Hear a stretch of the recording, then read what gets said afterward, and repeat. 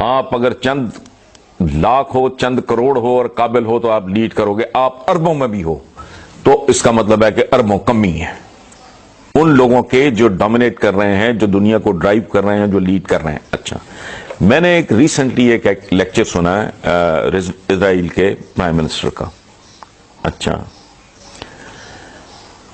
ایک چھوٹی سی حقیر سی معمولی سی مثال، اللہ پاک کرم کرے، احسان کرے کہ وہ بلب اندر روشن ہو جائیں، وہ جوت، وہ شمع جل جائیں کہ بات سمجھ میں آنے لگے کہ ہو کیا رہا ہے.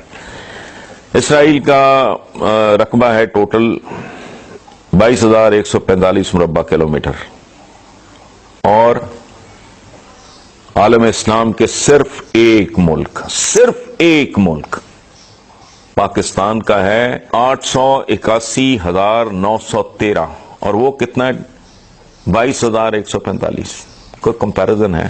ایک مسلمان ملک کے رقبے سے بھی کہیں کم رقبہ ہے اسرائیل کا.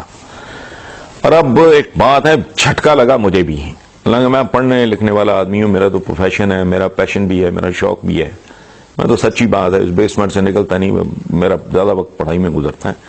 لیکن مجھے بھی نا یہ بات خنجر کی طرح لگی کہ اسرائیل کی ٹوٹل آبادی ہے 85 لاکھ کے قریب، 85 لاکھ. اور 85 لاکھ کیا ہے؟ دنیا کی ٹوٹل آبادی کے 1% کا 10واں حصہ. اور وہ کر کیا رہے ہیں؟ یہ ان کے پرائم منسٹر کا لیکچر ہے، وہ ٹیل کے بات کر رہا ہے، اور اس کے ایک جملے میں کلیپ آ رہی ہے، اور وہ سچی آ رہی ہے. یہ نہیں کہ ہمارا تو جواب ہی نہیں، پلے کچھ نہیں لیکن ہمارا جواب ہی نہیں، یہ نہیں، وہ فیکٹس بیان کر رہا ہے اور لوگ کلیپ کر رہے ہیں. وہ کیا کہہ رہا ہے؟ چند باتیں. وہ کہہ رہا ہے کہ آپ کے بینک اکاؤنٹس کی سائبر سیکیورٹی میں اسرائیل ورلڈ لیڈر ہے. جن کو یہ بات سمجھ آ جائے گی، چھوٹے بچوں کو نہیں آئے گی، جن کا وہی شرح خواندگی کا میں نے رونا رویا ہے کہ آپ کے بینک اکاؤنٹس کی سائبر سیکیورٹی میں اسرائیل نمبر 1 ہے، ورلڈ لیڈر ہے.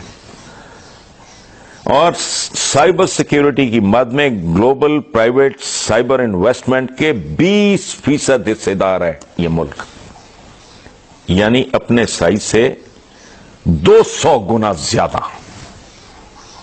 200 ٹائمز مور. سمارٹ وہیکلز میں اسرائیل نمبر 1 ہے، ورلڈ لیڈر ہے. 500 ٹیک کمپنیز ہیں جو دنیا کو ڈرائیو کر رہی ہیں، they are owned by them. ادھر کیا ہے؟ انڈر انوائسنگ کر لو، اوور انوائسنگ کر لو، ایسا روز چینج کر دو، یہ شوگر میں، ویٹ میں سبسڈیز کھا لو. یہ سبسڈیز نہیں، یہ ملک کو کھانے والی بات ہے. ادھر کیا ہے؟ 500 ٹیک کمپنیز. اچھا، اب ایک بات ہے جو ہم کہتے ہیں کہ ہم زرعی ملک ہیں، ہم سوچتے بھی نہیں. ہر ایک کے گردن کے گرد گریبان ہوتا ہے، کبھی تو بندہ اس میں جھانک کے دیکھ لے کہ حقائق کیا ہیں. ایک چیز ہے ڈرپ فرٹیلائزیشن، ڈرپ اریگیشن. اچھا، یہ ٹیکنالوجی کی وجہ سے اس سننے سے تعلق رکھتا ہے، یہ شاعری ہے، یہ معجزہ ہے کہ پانی کی ایک بوند، میں کیا عرض کر رہا ہوں، پانی کی ایک بوند اور کھاد کا ایک ذرہ صرف اس پودے تک اتنی مقدار میں پہنچتا ہے جتنی انڈیویجولی ہر پودے کی ضرورت ہوتی ہے. یار سبحان اللہ، یہ معجزہ ہے. یعنی آپ نے 50,000 ایکڑ، 1,00,000 ایکڑ فصل کاشت کی ہے، پانی پودے کو انڈیویجولی اتنا ملے گا جتنا اس کو چاہیے.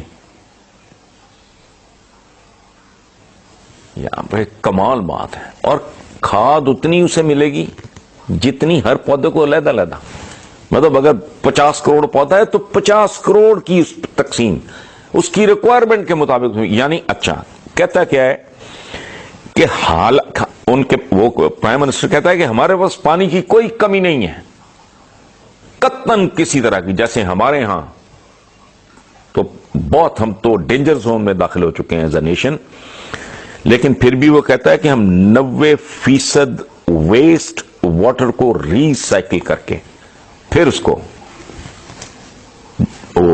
پانی میں تبدیل کر لیتے ہیں، جو قابل استعمال پانی میں.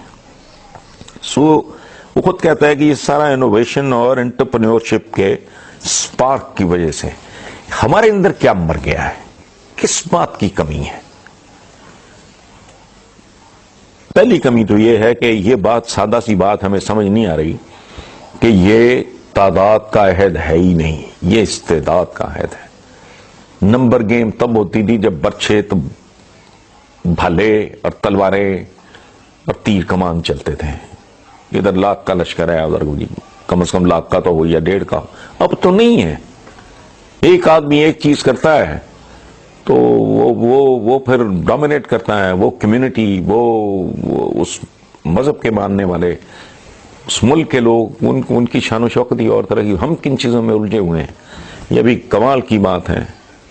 پھر شاید میں ریپیٹ کر رہا ہوں، مجھے معاف کر دیں، کہ میرے لیے دکھ کی انتہا ہے کہ عربز اور ایرانینز کا ایک تاریخ ہے، میں نے نہیں لکھی، میں نے نہیں بنائی. وہ آپس میں ان کا کیا ریلیشن شپ ہے. اچھا، یہ رمضان المبارک پہ یہ تراویح کہاں پڑھنی ہے اور کیسے ہونا ہے، یہ سارا کچھ انہوں نے اپنے اپنے طور پہ ایک ہی فیصلہ کیا. ہمارے ہاں جو کچھ ہے، لیکن یہاں میں سمجھتا ہوں مولانا فضل الرحمان کو مبارکباد دینی چاہیے. میں تو ان کو سلام پیش کرتا ہوں. انہوں نے کہا کہ میں گھر پہ تراویح پڑھوں گا اور گھر میں ہی اپنی صوم و صلات کی جو پابندی ہے. تو مائی ہیٹس آف ٹو ہیم. میں نہیں ایکسپیکٹ کر رہا تھا اتنا ایک حکم ہے ہمیں تو مسلمان کو کہ مومن کی فراست سے ڈرو. تو فراست اور کیا ہے؟ اور وہ کہتے ہیں کہ یہ اگین یہ ہماری تعلیمات کا حصہ ہے کہ مومن کی ایک پہچان یہ ہے کہ وہ اپنے عصر، جس عہد میں وہ زندہ ہوتا ہے، جس زمانے میں وہ زندہ ہوتا ہے، اس کے تقاضوں کو سمجھتا ہے اور ان کو وہ ایڈریس کرتا ہے. مثلاً قرآن پاک میں ہے کہ لاغر اونٹنیوں پہ بیٹھ کے اور کشتیوں میں بیٹھ کے آؤ. آج کے لیے لاغر اونٹی کا مطلب کمزور نہیں، وہ سمارٹ ہوتی ہے، وہ زیادہ تیز چلتی ہے. تو اب کون استعمال کر رہا ہے جی لاغر اونٹنیاں؟ آپ نے بغیر کسی اشتہاد کے خود ہی کر لیا.